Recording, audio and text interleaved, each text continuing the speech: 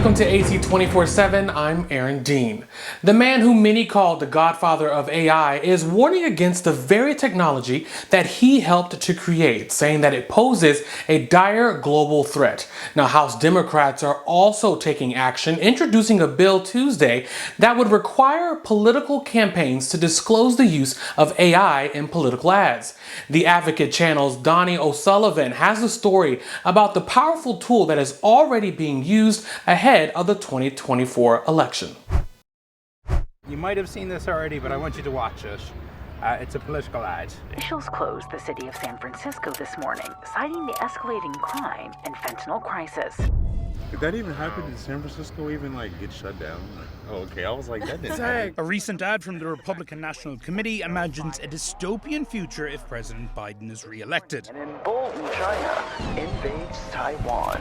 But all isn't as it seems. So all the images in that ad were actually created using AI, artificial intelligence. Oh my goodness. Wow. Images are powerful, and that this ability to create so many images so rapidly, it's an incredibly powerful tool. New artificial intelligence technology makes it easy to create fake images that can look very realistic, like these created by artist and online trust and safety expert Tim Boucher. This kind of image making can be democratized at such a scale, and that basically anybody can use it to impact the global conversation on pretty much any topic. From the comfort of his garage turned workshop in Canada, he has created all sorts of fake images, imagining Vladimir Putin as a hippie, Governor Ron DeSantis at Disney, even President Reagan surrendering to the Soviets.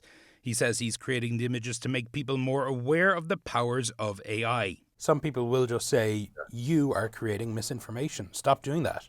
We don't have that luxury of waiting anymore. These things are happening in real time, and we've got to find ways to talk about it and to be upfront about what are both the good things and the bad things that can come of it.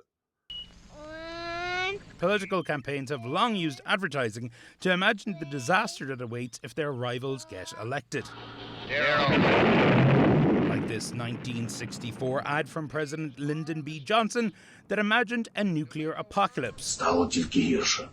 Last year, a fake video purporting to show the Ukraine president surrendering to Russia emerged online.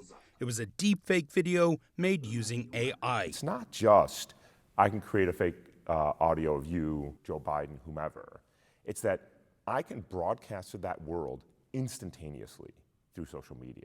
Hani Farid is a digital forensic expert and professor at UC Berkeley. 50% of the views happen in the first few minutes. So even by the time I figure out something is fake, hours, days have gone by. It doesn't matter. It's over. Millions of people have already seen it. Greetings to all. But not all uses of this technology need to be nefarious. In India, AI was used to make it look like this politician delivered an address in multiple languages. This video is a deepfake. Now, Delhi has a chance to change it all. Imran Ahmed, who runs an organization tracking misinformation and online hate, says the Republican Party's AI ad isn't in itself dangerous. It's a gateway, potentially, to much more dangerous uses of AI. For example, trying to deepfake President Biden saying, I'm welcoming immigrants into the country, or President Biden saying, I'm going to force everyone to take a vaccine. Texas already has a law on its books against certain uses of deepfakes in the weeks leading up to an election, but it's not clear how enforceable that law actually is. So you might spot there's a tiny disclaimer at the top that says it's made with AI. Oh, I'm blind. I would never see that. While some people we showed the ad to outside the White House knew it was fake, all of the images in it are actually fake. Yes. I would believe it. It looked like a video game. Right. Others weren't so confident. I don't think I would have known that was made with AI if you hadn't said anything. The private papers of the late Justice John Paul Stevens have revealed new details about the 2000 presidential election. It shows how now retired Justice Sandra Day O'Connor laid the groundwork for the ruling to stop the recount in Florida and ultimately hand the presidency to Bush. Memos released Tuesday offer a first-hand view of the behind-the-scenes negotiations. On November 10th, O'Connor expressed her views in a memo to her colleagues. It was endorsed by Justice Anthony Kennedy, and together they wrote an unsigned per curiam opinion on December 12th. That was just one day after the justices heard oral arguments. The move eventually forced then Chief Justice William Rehnquist to abandon his efforts to author a main opinion that would have been a boundary-pushing view of federal election principles. Nancy Pelosi has served in Congress for more than 35 years. In 2007, she made history when she was elected to be the first woman to serve as Speaker of the House. The Advocate's John Casey sat down with me right here on the Advocate channel to share his recent interview experience with a longtime politician as she shared her thoughts on drag, San Francisco, and the GOP. Well, recently you had the opportunity to talk to Speaker Pelosi, and I noticed in your article, this wasn't the first time that you all had a chance to interact. Tell me about that first meeting. Sure. I was working on Capitol Hill during her first year, which was 1987. She had been elected in a special election in California.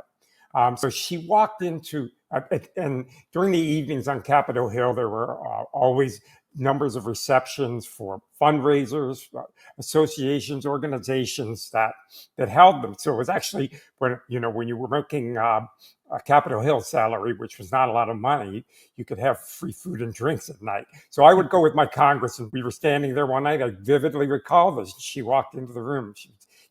She had this aura about her, and he said, "Oh, Casey, there's Nancy Pelosi. She's new. Let's go over and say hi." So we went over, and I'll never forget it. I mean, I've met presidents and Boris Yeltsin and Helmut Kohl and a lot of celebrities, but I got to tell you, meeting Nancy Pelosi always stuck out of my mind. You knew there was something special about her. Something about, okay, cool. And, you all talked about a lot in your conversation, from drag, the GOP, to just a little bit about everything. And one thing that you all highlighted was the targeted legislation that is trying to be put in place all over this country when it comes to LGBTQ community members and other marginalized communities. When you all got into that part of the conversation, what was her responses like in terms of like her demeanor? Did you sense any kind of passion or frustration in her voice? Oh, sure. I mean, she's a very passionate person to begin with, and very demonstrative.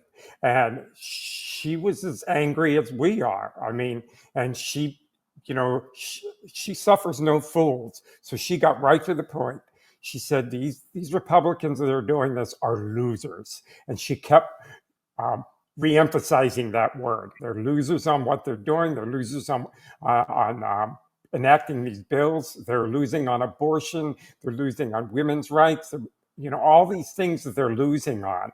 So she was very emphatic, calling them losers, and you could sense the anger in her that it was, these things aren't right, and they go against what she believes. Were there any personable moments that you had with her that really stuck out with you?